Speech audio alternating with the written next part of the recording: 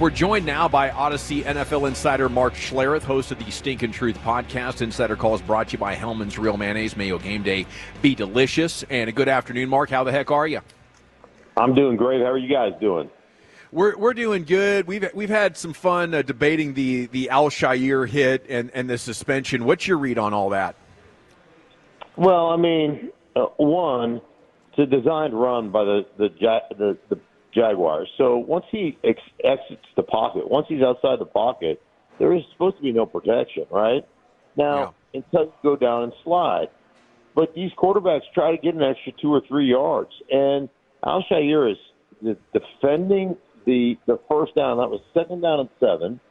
And, I mean, once he commits to making a tackle to stop Trevor Lawrence from getting the first down, then Trevor Lawrence slides, I just don't know how, as a defender, you're supposed to stop him. You're just supposed to let him get the first down. And we see it on the sideline. Patrick Mahomes does it all the time, where he acts like he's going to step out of bounds, and the defender starts to give up, and then he goes down the sideline for another 15 yards. At some point, as a coaching staff, you say, hey, man, the guy gets on the sideline, lambaste his ass, and we'll deal with the 15-yard penalty. But I just think the 3-game suspension, is crazy. By the way, and I've known John Runyon forever. John Runyon was one of the dirtiest players in football. Yeah, there we go. And for him to levy out a 3-game suspension and then talk about the fight afterwards. Well, listen, man, I expect the Jacksonville Jaguars to protect their quarterback, right? I expect him to go after Al-Shaair, but what's he supposed to do? Just let him? Like, is he supposed to just get beat up? So I think the whole thing is a joke. Hey, it's unfortunate. It's an unfortunate hit. He kept his head out of it. Now, the forearm did go to the neck area, but I just think it's one of those things that, oftentimes is unavoidable. And one of the things I love about football, like the reason that most of you, and listen, I'm going to offend a lot of people right now, the reason that most of you never played in the NFL is because most of you aren't athletic enough. I get that. That's a God-given ability. But most of you don't have balls enough to play in the NFL. And that's the reality of it. And there's a certain blood sport aspect to the game that I actually love. So, I feel bad for him. He got suspended for 3 games. I don't think he should have. And I look at that hit, and I'm like, wow, that's unfortunate. But, I don't look at it like, hey, that's malicious, and the guy's trying to end somebody's career. I think it's just stupid. Stink, I was dead balls wrong so far on my evaluation of Bo Nix coming out of this draft. I got to talk about your Denver Broncos here. Bo Nix, the throw that he had to Marvin Mims Jr. was unbelievable, but this team looks like they're playoff bound in year 2 under Sean Payton. He inherited already a great defense, but what he's done with this rookie quarterback, what is standing out to you? I mean, they seem like they're humming right now, and things are really good there at Mile High. Yeah, well, I had several long conversations with Sean about Bo Nix coming out. And, my evaluation, when I looked at all the quarterbacks in this league, and I didn't really spend any time at all looking at Caleb Williams coming out of college. I spent some time, but not much, because, it was a foregone conclusion. Everybody knew he was going to the Bears. But the 2 guys that I thought were the 2 best quarterbacks coming out were Jaden Daniels and Bo Nix.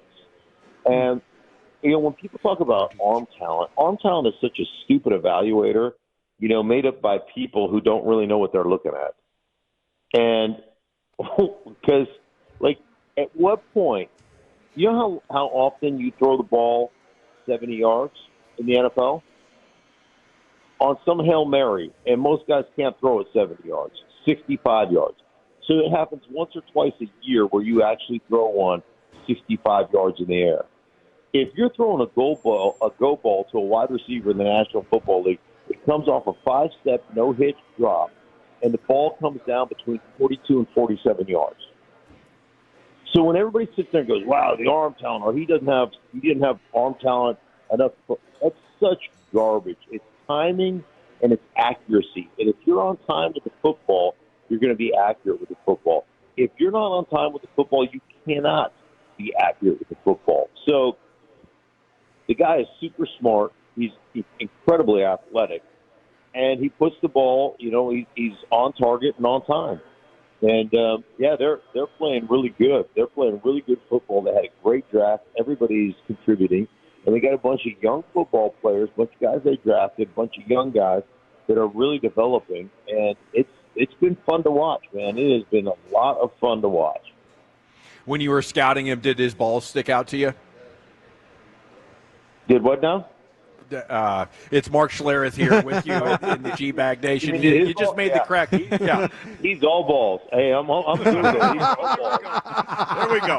He's got the balls to play in the league. Oh, thank you for that response. I took a deep breath and asked the question. Mark Schlereth, brought to you by Hellman's Real Mayonnaise. You can purchase Hellman's at your local Walmart, Kroger, or grocery store to add extra deliciousness and creamy flavor to your game day dishes this football season. Stink, as a real football player, I don't know how much respect you have for kickers in general, but Justin Tucker of the Ravens is a bit of a legend, but they can't go into the postseason depending on him, right? I mean, how do you handle that?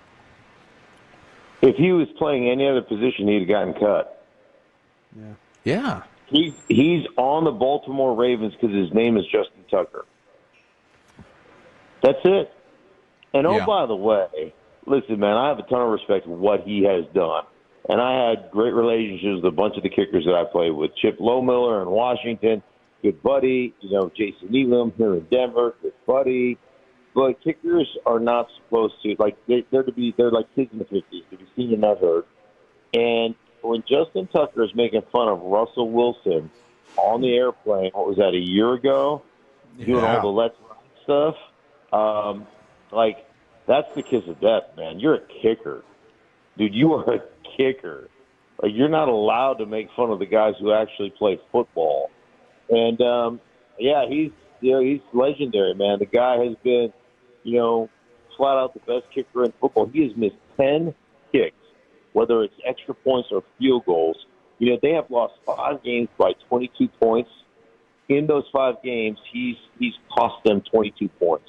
I'm not saying they would have won them all, but he has cost them games. And then you get to the playoffs where, hey, let's face it, Lamar Jackson struggled in the playoffs. He hasn't been great in the playoffs. Now you're going to go in with Lamar Jackson and his playoff history and a kicker who is shanking kicks, shanking field goals, and shanking extra points. I know that John Harbaugh says, man, he's our guy, and we're not deviating. But if you play offensive line and you only block guys 50% of the time or 70% of the time, 60% of the time, whatever it is, you get fired. You get cut. He's costing them games. Hey, Stink, I'm going to let you kick me in the junk here when I ask you this question. And it's about the Cowboys with the offensive line. And the last 2 weeks, Zack Martin hasn't been at right guard. And they've won with Brock Hoffman and his spot. They run the ball better. Their protection has been better.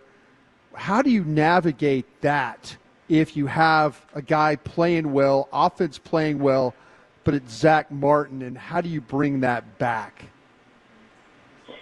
Yeah, well, I mean, listen, I don't know Hoffman. I know Zack Martin's been great. Sure. Sometimes it's the way you call a game. Right. And, and sometimes, you look at the way they have played, up until this point when they had all the injuries, they had to change the way they played. They had to change because they've got a backup quarterback yet. They had to change in that they have focused and allowed those guys to run the ball. They have given more carries to Dowdle. They have leaned into that. And you lean into that. That's a tool in your tool belt that, frankly, Zack Martin wasn't playing with. He didn't get that tool in the tool belt. And so, he's not the reason they weren't having success. It's not like all of a sudden, he forgot how to play. It's that nobody was really having success because of the way the games have been being called. And the fact that the defense wasn't getting any stops and people were running through them like poop through a goose. So I think there's the just how things play out, how things break down in the way you call a game. They've called a game because of the injuries they've had. They've called a game that is more sustainable and has actually helped both the offense and the defense. And so, when Zack Martin comes back, he plays because he's Zack Martin. Okay, yeah.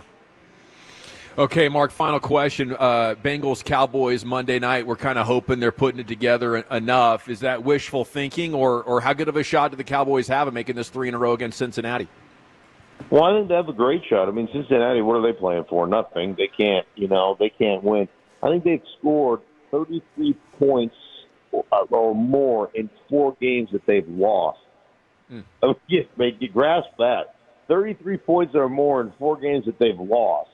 I mean, they can't stop anybody. And Joe Burrow is great. Chase, and Jamar Chase is unbelievable.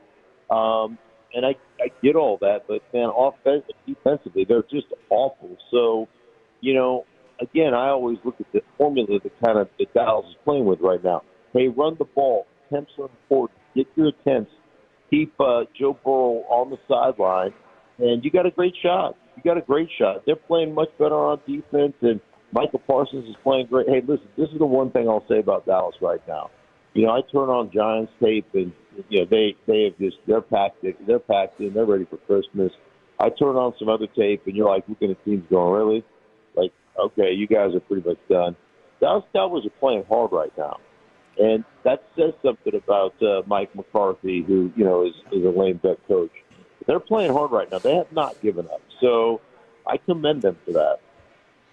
Thank you so much, sir. Enjoy your football week, and we'll catch up with you next Tuesday. Sounds good, guys. Be well.